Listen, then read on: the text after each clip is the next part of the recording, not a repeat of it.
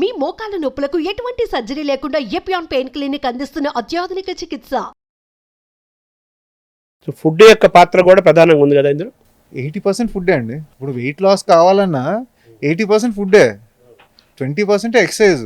అదే ఎక్సర్సైజ్ ఎందుకు హెల్ప్ చేస్తుంది? మీ ఫిట్నెస్ పెంచడానికి, మీ షుగర్ కంట్రోల్ కొంత పని చేస్తుంది, వెయిట్ లాస్ కొంత పని చేస్తుంది.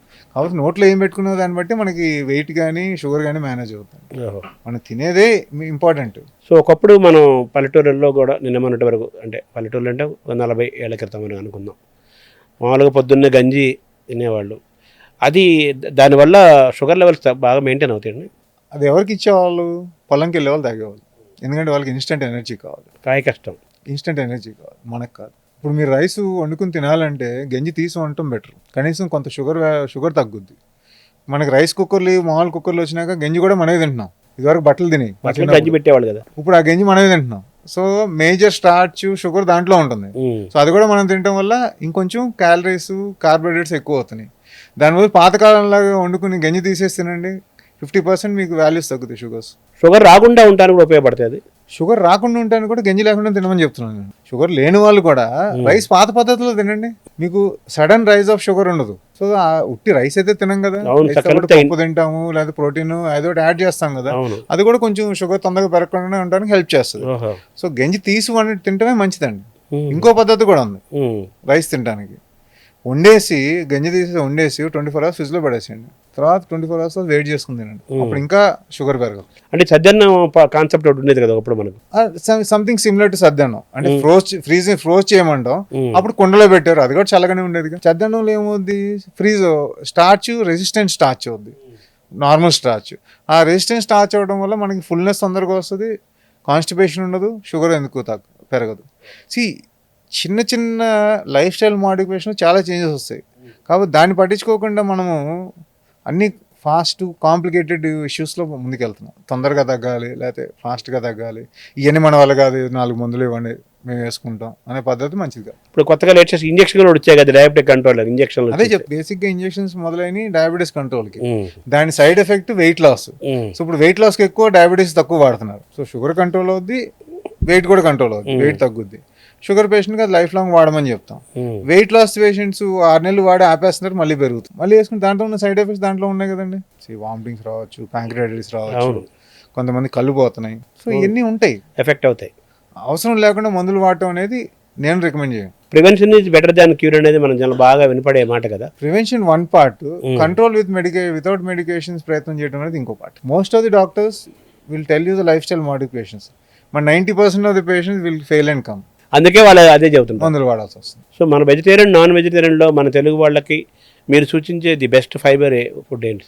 ఆకుకూరలు అండి. ఫస్ట్ ఆకుకూరలు, ఫ్రూట్స్, యాపిల్, బత్తాయి, కమల, అన్నిట్లో ఫైబర్ ఉంటుంది.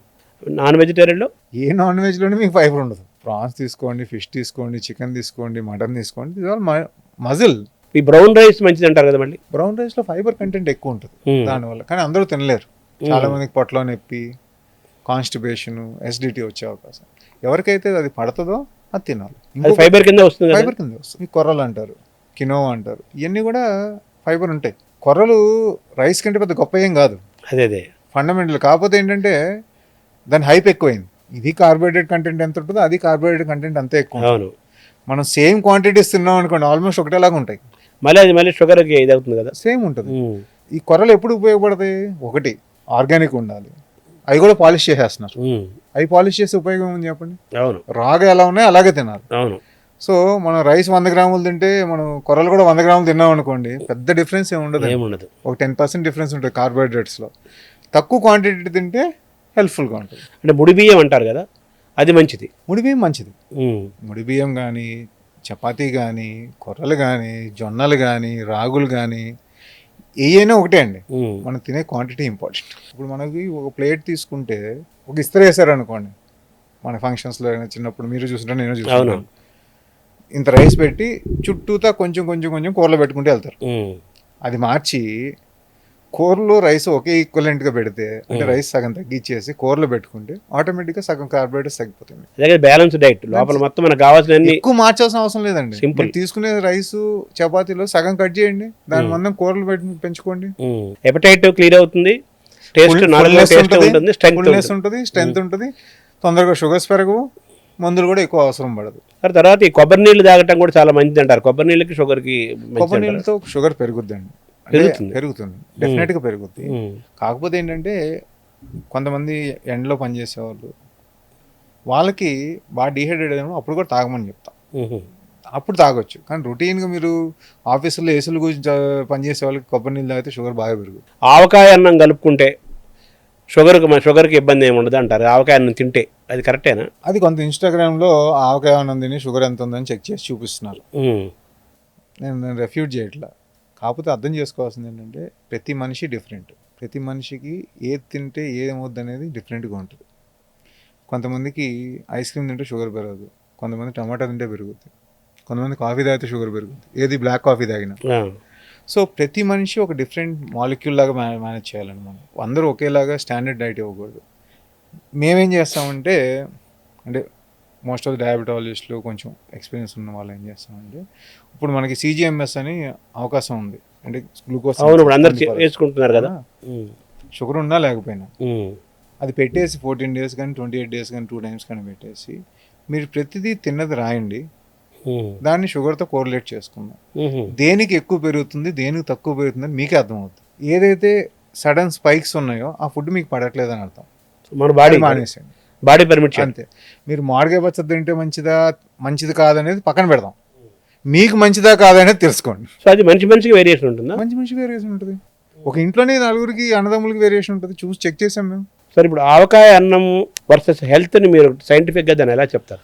ఆవకాయ అన్నం తింటాం కరెక్ట్, తప్పేం కాదండి. దాంట్లో ఏముంటుంది చెప్పండి, పచ్చి మామిడికాయ, 2 ఆవాలు, ఆవపిండి, నువ్వుల నూనె, ఉప్పు, ఎందుకంటే ఏమైనా ఉన్నాయండి దాంట్లో? అవే ఉంటాయి, ఇవే కదా. ఉప్పు ఎవరికి మంచిది కాదు? బీపీ పేషెంట్లకి, కిడ్నీ పేషెంట్లకి, హార్ట్ పేషెంట్లకి మంచిది కాదు. మిగతా తినొచ్చు కదా, అంటే రోజు అదే తినమని కాదు. అవును, అది పార్ట్ ఆఫ్. పాతకాలంలో కూడా రోజు మామిడికాయ పచ్చడి వేసుకుని ఎవరు తినేవాళ్ళు కాదు కదా, అది కూడా. సో నువ్వులు ఆరోగ్యానికి మంచి, ఆవు నూనె ఆరోగ్యానికి మంచిది, మామిడి పండు పచ్చిది షుగర్ ఏం పెంచదు, తింటాం తప్పలేదు. కాబట్టి మీకు వర్కౌట్ అవుతుందో లేదా అని చెక్ చేసుకో. నెయ్యి దివ్య ఔషధము, పరమౌషధము. నెయ్యి కంటికి మంచిది, బ్రెయిన్కి మంచిది, చాలా వాటికి మంచిది అంటారు కదా. ఈ నెయ్యి వర్సెస్ షుగర్, డయాబెటిక్, నెయ్యి వర్సెస్ హెల్త్ చాలా రకాలు ఉన్నాయి కదా మీరు మాట్లాడినట్టు. నెయ్యి ఎట్లా తీస్తాం అనే దాన్ని బట్టి. అవును, చాలా ఉన్నాయి.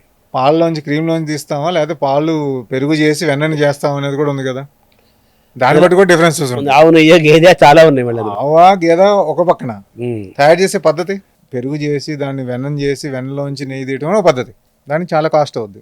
అదే పాల మీద మేగడ తీసేసి నెయ్యి చేయడం కాస్ట్ తక్కువ అవుద్ది. సో అందరూ అన్నీ అఫోర్డ్ చేయలేరు కదా. బెస్ట్ ఏంటి, వెన్నలోంచి వచ్చిన నెయ్యి. నెయ్యి మంచిదా కాదా అంటే మితంగా తీసుకుంటే అన్నీ మంచిగా అండి. నెయ్యి మంచిదే కదా అని చెప్పి రోజుకి 100 ml తాగారు అనుకోండి, 100 × 900 క్యాలరీ దాంట్లోనే వస్తుంది. 1 గ్రామ్కి 9 calories వస్తుంది నెయ్యి. సో 5 grams తీసుకోవడం వల్ల ఆరోగ్యానికి మంచిది, తీసుకోవడం తప్పులేదు, ఎవరైనా తీసుకోవచ్చు. మనకున్న ఎకనామిక్ స్టేటస్లో మన భారతదేశంలో కార్బోహైడ్రేట్స్ తినకుండా ఎవరు ఉండలేమండి, ఎందుకంటే చీపెస్ట్ ఫుడ్ అదే. డైజెస్టిబుల్ కదా, అది డైజెస్టిబుల్ చీపెస్ట్. మీరు అందరూ చికెన్ తినండి, మటన్ తినండి, గుడ్లు తినండి, కాస్ట్ అందరూ భరించగలుగుతారా? అవును, ఆ ఫ్రూట్స్ తినండి అంటే కష్టం. సో అందుకని ఉన్న దాంట్లో బేసిక్గా నేను చెప్పేది ఏంటంటే, మా పేషెంట్స్కి వచ్చిన వాళ్ళకి డైట్ అడుగుతారు, మీలాగా అడిగిన డైట్ చెప్పండి డాక్టర్గా. నేను డైట్ అయితే చదువుకోలేదండి, మాకు న్యూట్రిషన్ ఒక చాలా చిన్న చాప్టర్స్ ఉంటాయి మెడిసిన్లో, చదువుకోలేదు. కానీ నాకు తెలిసిన ఎక్స్పీరియన్స్ ప్రకారం అయితే మేజర్ చేంజెస్ చేయొద్దు. ఫస్ట్ ఇంట్లో మీరు దాన్ని మితంగా తీసుకుని దాంట్లో చిన్న చిన్న చేంజెస్ చేసుకుంటే సస్టైనబుల్గా మీరు తినగలుగుతారు, ఆరోగ్యంగా ఉండగలుగుతారు. నేను ఇప్పుడు ఫర్ ఎగ్జాంపుల్ మీరు కీటో డైట్ చేయండి అంటాను, చేస్తారు 3 నెలలు, డాక్టర్ చెప్పారనో మీ ఆరోగ్యం మీద భయపడో చేస్తారు.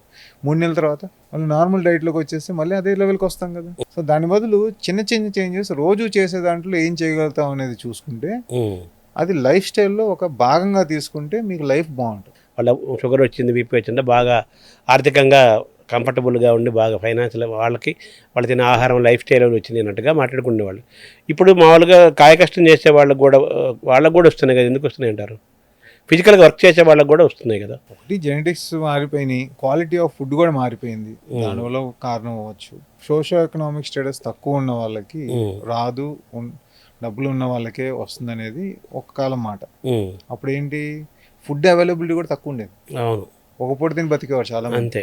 ఏదో రాగి సంగటి ఏదో అన్నం అలా పచ్చడి. ఇప్పుడు 100% అన్న కానీ 90% ఆఫ్ ది పీపుల్ ఫుడ్కి అయితే డోకా లేదండి. గవర్నమెంట్ స్కీమ్స్ కానీ వాట్ ఎవర్, అవునవును. మన సొసైటీస్ కానీ ఎన్జిఓస్ కానీ వాట్ ఎవర్ హెల్ప్ వల్ల కానీ సోర్సెస్ కూడా పెరిగాయి కదా. సోర్సెస్ పెరిగి ఒక 90% ఆఫ్ పీపుల్కి అయితే మాత్రం తినడానికి ఫుడ్కి అంటే క్వాలిటీ ఫుడ్ మాట్లాడలేదు, అదే అదే.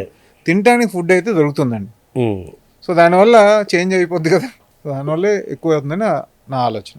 సో ఇప్పుడు అనుకోవాల్సింది బేసిక్గా చేయాల్సింది ఏంటంటే ఫండమెంటల్గా మీరు తినే పదార్థాలు ఇంట్లో మార్చుకోండి, తినే పద్ధతులు మార్చుకోండి, ప్యాక్ చేసినవి నిల్వ ఉంచినవి తినటం మానేయండి, షుగర్ మానేయండి, ఆటోమేటిక్గా మీ ఆరోగ్యాలు బాగుపడతాయి. 3 వైట్స్ మానేస్తే తగ్గుద్దండి.